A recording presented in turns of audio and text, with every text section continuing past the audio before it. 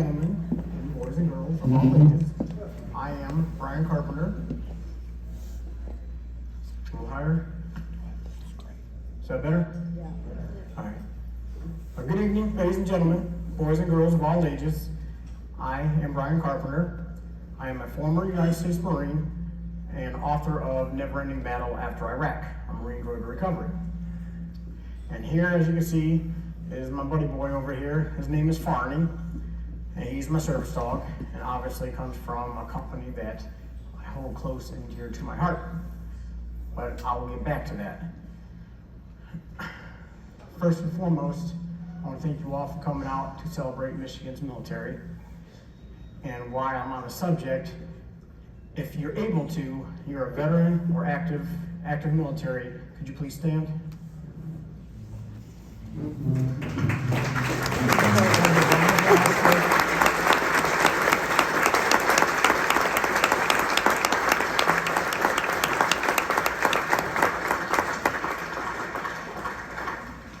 I just got one request for the round of applause. These guys literally sacrifice and put on the line everything for us. So let's make some noise for them, please.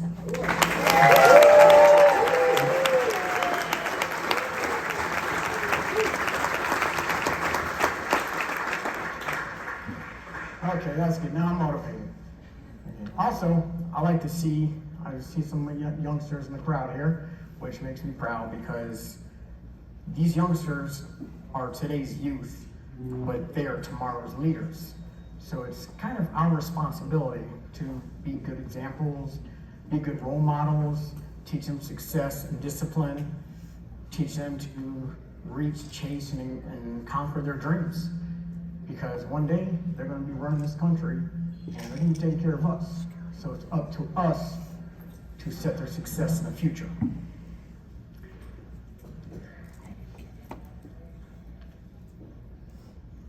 Now, just to forewarn you guys, my last speech, I had this little girl come in and sit in the audience, and she had this little kitten with her.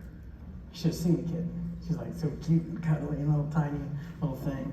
And by the time my speech was done, that cat walked out of the line. But here's why. So June 6, 2006, exactly 17 years ago today, which nothing can make me more proud to be sitting up here talking to everybody on my Live Day anniversary. Probably gonna be the best one yet.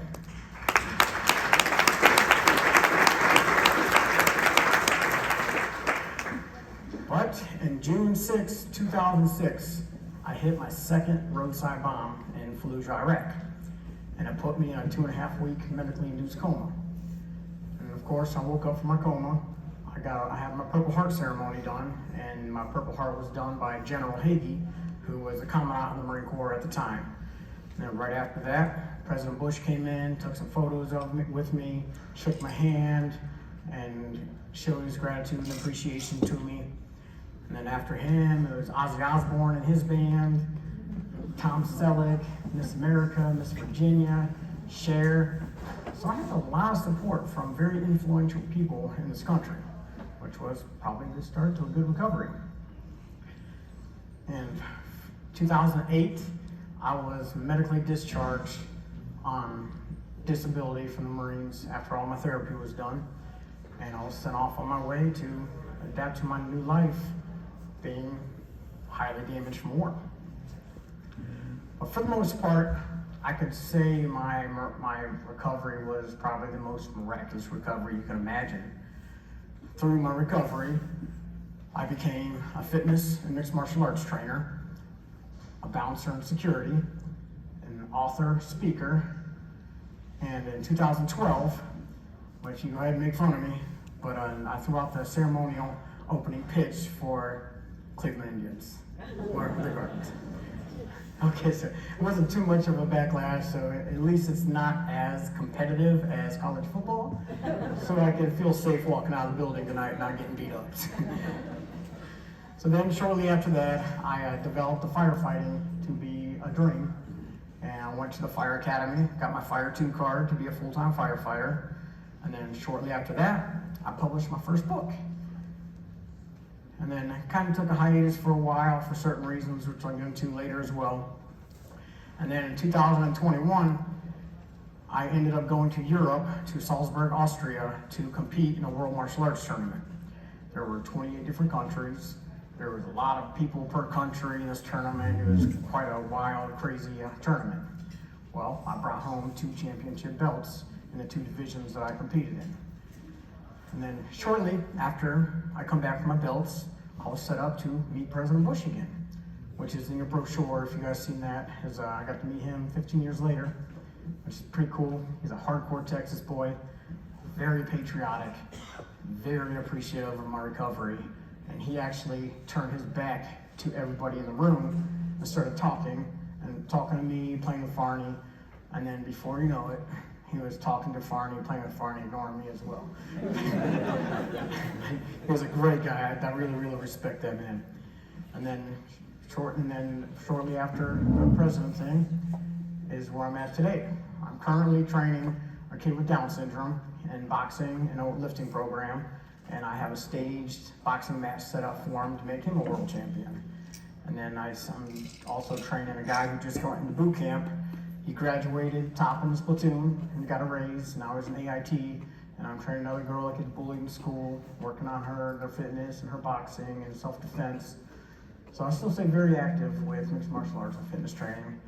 And then currently I am working on my second book, getting it funded, getting it finished, and hoping to get it published here soon. So why am I up here talking about all of my success and all this cool stuff that I've done? And here is why. Shortly after I got out of my full-time therapy in the hospital of occupational, speech, physical, and PTSD therapy, so 120 pounds, and I had 4 months full-time therapy. And I received my brother's dog. He was in the Army. He broke ground in Iraq. It was his unit that caught Saddam Hussein. It was his unit that captured Chemical Ali. And when he got out of active duty, he could not have his dog anymore. So I took her. I loved dogs my whole life growing up. Little did I know how vital that dog was to my recovery. I mean, dogs put you in good moods and gives you good mindsets. That generates good energy. Good energy generates good things coming your way. There's nothing I could not do, for example, all the stuff I was talking about, without that dog by my side. And 2016, shortly after I published my book, cancer came and took my baby away. And it's devastating.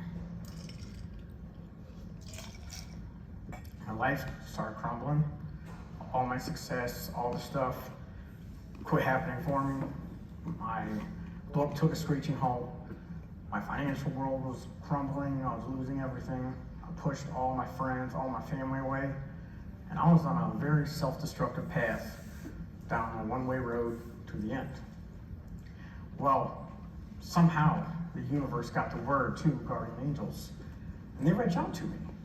They told me who they were, what they did, how the process worked, and how a service dog could benefit me. But I was reluctant. I could not replace my baby.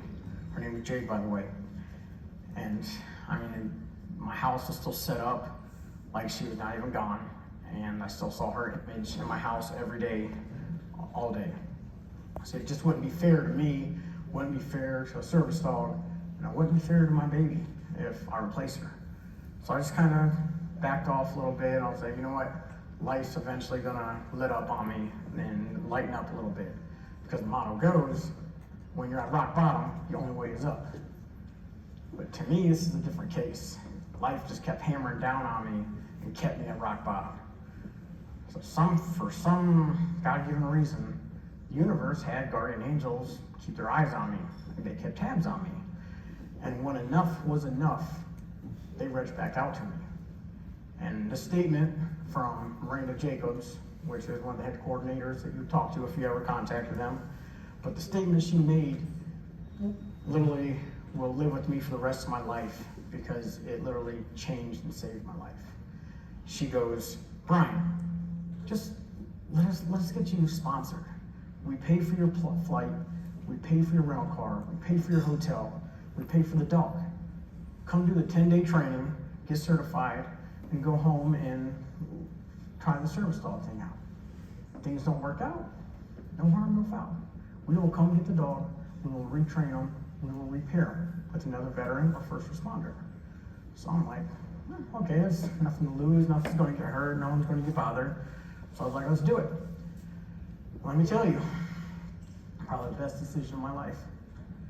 So at that moment, when they brought him out to meet me for the first time and to pair us, he came up and gave me a big old kiss across the face. And I literally felt an angel hug me that day. And then demons fell off my shoulders. And then from February 2019, when we were first paired, until today, I'm back up on top of that mountain. And there ain't no mountain high enough that we cannot climb. Now I got my demon protector, my good mind, my good mood setter with me at all times. And that's why I'm back to doing successful things again.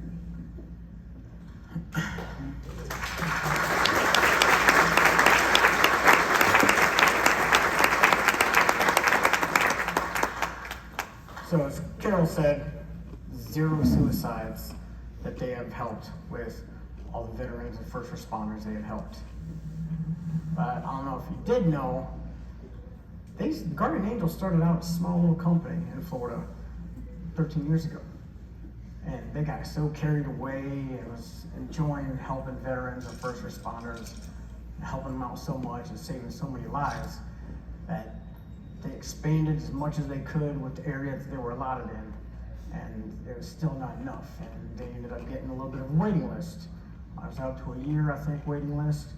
And we all know that 1 year could have been that year that that veteran didn't commit suicide or something devastating happened to him. So they took it upon themselves to go buy a lot more land and then pay for construction and material and contractors and do all the stuff with the government. And we all know in today's society and economy, it's pretty expensive.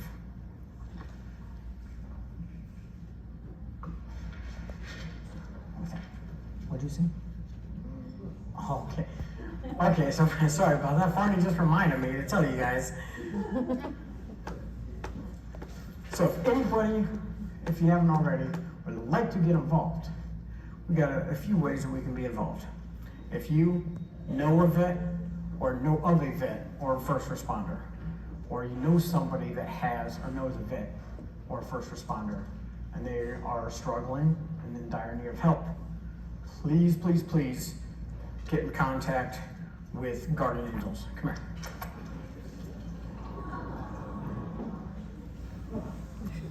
Now, if so happen, there's a possibility that you don't know or have a veteran or first responder, you'd like to still get involved.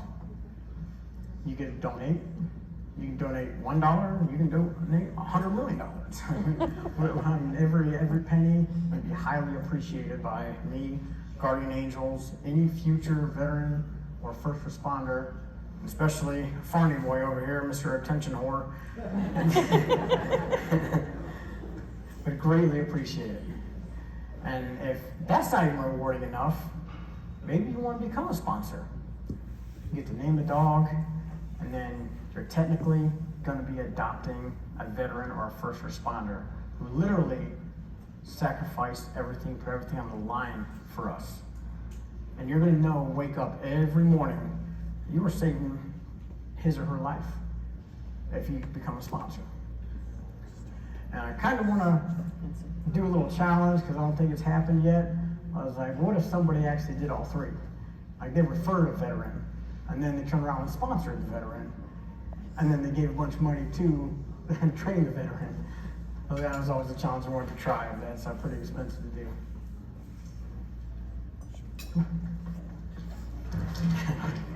All right, sit. Sit. Later. So in closing here, I really want to thank everybody for coming out to celebrate Michigan Military. It's very, very moving and touching to see the support that our military has nowadays. And if anything, me and Garden Angels and Farney Boy over here, we'll be over here. If you guys have any questions or you want to just chat about things or you want to get more details, we're over here to get whatever info you need. And I just want to make one more statement that I hope hits home base with everybody like it has dramatically hit me. Like the word dog has gotten spelled backwards for a reason. Hence the word Guardian Angels. Thank you all. Have a good night.